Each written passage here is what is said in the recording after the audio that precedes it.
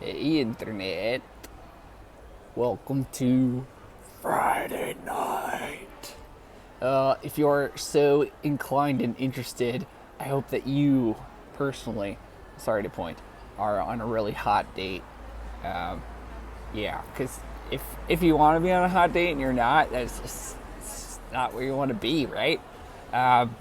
In any case, where I want to be right now is in Paris. I would not mind being on a hot date, but I do have a hot date with some video rendering. So, that's what I'm going to be doing this evening. But the upside is I am clean and showered. Took a power shower, as I once heard someone say. I actually don't know if they said it like that, but that's sort of how I remember it and then replicate it. So that's really it. Power shower is when you take a very fast shower, but say in a way that makes it way more fun than it probably is. In any case, after my shower, actually before the shower, I had taken some food, transformed it magically into dinner, which was cool. Then showered and started working on some video rendering. Because as you may have noticed from some of the videos, I have a alarming amount of reminders. Ooh, actually, I have an alarm going off right now. It's a timer. I was supposed to go for a 10-minute walk. And now it's been 10 minutes and I'm making a video. So, guess that plan failed. In any case, I think the amount of timers I have and alarms is just a commentary on my giant fear of forgetting something important and disappointing someone, potentially not myself. So, anyway, I have a lot of alarms, and this is coming back to learning to code. Don't worry, it's coming back. But in any case, when the alarm goes off on your phone and you're using Apple Watch to record, it stops recording the video. Thus, in some of the videos, we have this very blocky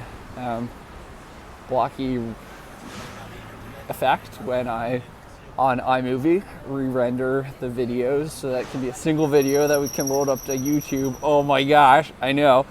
And just think, one day, there was one time that I wanted to go into videography. I feel like I'd be permanently unemployed in that case. And how is this related to learning to code? Great question.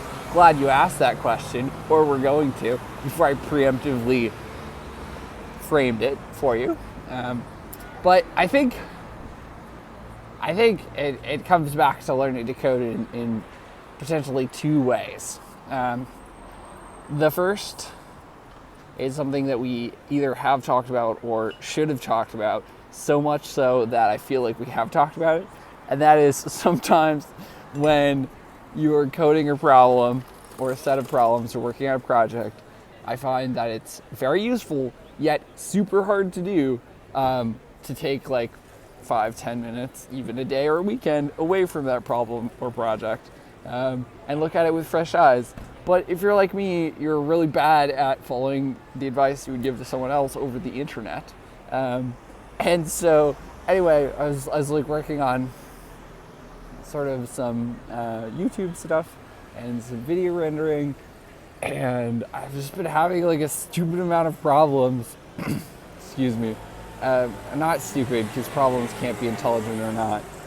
Unless you're talking about someone who has a problem, then that person may qualify as being less than a normal intelligence.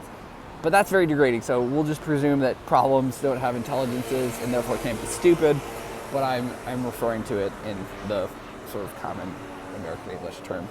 But in any case, I was just working on these problems that I found super frustrating, which is basically my MacBook is partitioned into a Windows machine and a Mac. So I have two partitions, and this was fine because I used to make a bunch of videos with Microsoft Excel keyboard shortcuts on YouTube and Udemy and otherwise, and we used the software package that was Windows specific.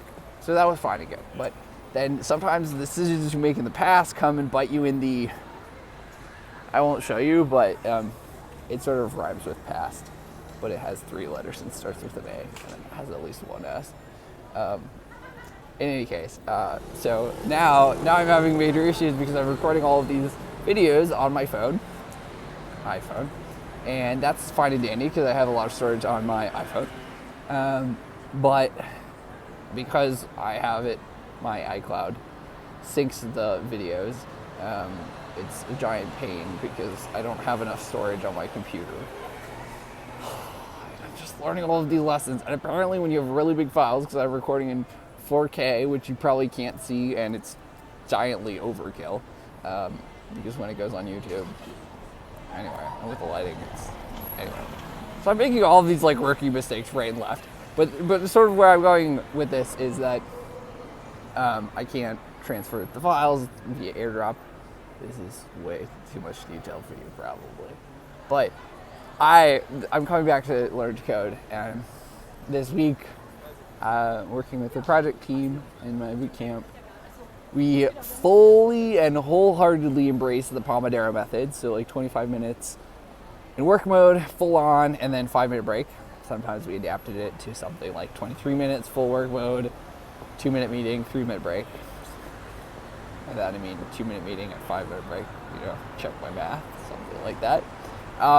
And so tonight, when I was just running into roadblock after roadblock after roadblock after roadblock after roadblock, running into roadblock after Repitan, I was like, well, I can do the Pomodoro method. Didn't really do that, but I was able to convince myself to take 2 5-minute breaks, and so thus the timer was the second 5-minute break on my 5 to 10 minute walk in Paris around 10 o'clock at night. So in any case, I think when you're working on a problem that's either really frustrating or really tough, it can be useful to take some time away and sort of clear your head. That being said, I'm very bad at taking this advice into my own life. And so if you have any tips on how we might be able to do that, I would find it useful. The second way that relates to coding, I know that it's taken me several minutes to get here, but the second way that relates to coding is like working on rendering these videos and like uploading, getting them through YouTube and stuff. I found that it can actually be really helpful whether working on like a problem in JavaScript or trying to develop a web app with like Ruby on Rails or whatever. Sometimes it's very hard, if not impossible, with the current state of events and time constraints and your knowledge and stuff, to solve a problem in the way that you want to, or the way that you think you should be able to, or even part of the problem. And what I found is like when that occurs, when you're aware enough and humble enough to admit that to yourself and others and the universe, one common solution is to sort of step back and to think about what you're actually trying to solve. For example, you're trying to get something on the internet. No, you're actually trying to find some people who have a problem, probably via the internet. And so, maybe like your CSS design for this first go around doesn't have to be, Flexbox. Maybe you could just use like some hacky bootstrap stuff. Don't worry if you don't know what this means. I don't even really know what half of it means. Sometimes I just cite some stuff that I've learned in class without knowing what it means. But that's how you improve. In any case, I found that there's like often a solution or a partial solution that's simpler and sort of the perfect version of the website, web app, or coding solution that you wanted, like a higher function, like the reduce function in Ruby when you're doing a coding challenge with your boot camp and you just like want to use this higher function because you like want to show yourself and others that you're freaking awesome. Maybe you shouldn't do that. Maybe you should, use a simple loop. Yeah, and then an incrementer, something like that. So in any case, the synthesis of the second part is sometimes you're overcomplexifying the problem, or you're incorrectly or in a very limited way framing the problem that would prevent you from moving forward. And if you reframe the problem, not saying I know how to do that all the time, or that I can help you do that any of the time, but if you're able to do that, it can be super, super helpful. So in summary, the two things we wanted to talk about today as they relate to code was the concept of taking a little space away from your problem or project, and how I somehow magically did that tonight. It's been great. Now that we have a 10-minute video, it's probably been a 20-minute break, but whatever. And the second thing was trying to reframe the problem, or just try to think about what you actually want to get out of it, and then what you actually need to get out of the solution, at least the first solution. For example, when we were going to launch this project, like, I thought we were going to launch all the videos with all the descriptions with an external website that could be dynamic and searchable, and then, not that I know how to do much, if at all, of that now, plus like surveys, and then we could like create custom surveys for each video so that we could see like pattern matching between which videos, if people choose to engage and give feedback. But instead, our official launch was a day later than we had hoped, and it consisted of one video which I had re-rendered 4 times, and somehow magically decided to figure out a way to get from my computer to the internet. And then just a basic title and description and a link to a survey, which is like Google Forms. So yeah, the 10% rule or the 1% rule or the 10 basis points rule, something like that. There's some rule that applies, which I call it OMO, like an order of magnitude off.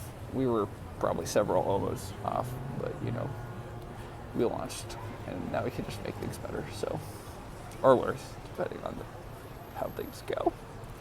You can be the judge of that.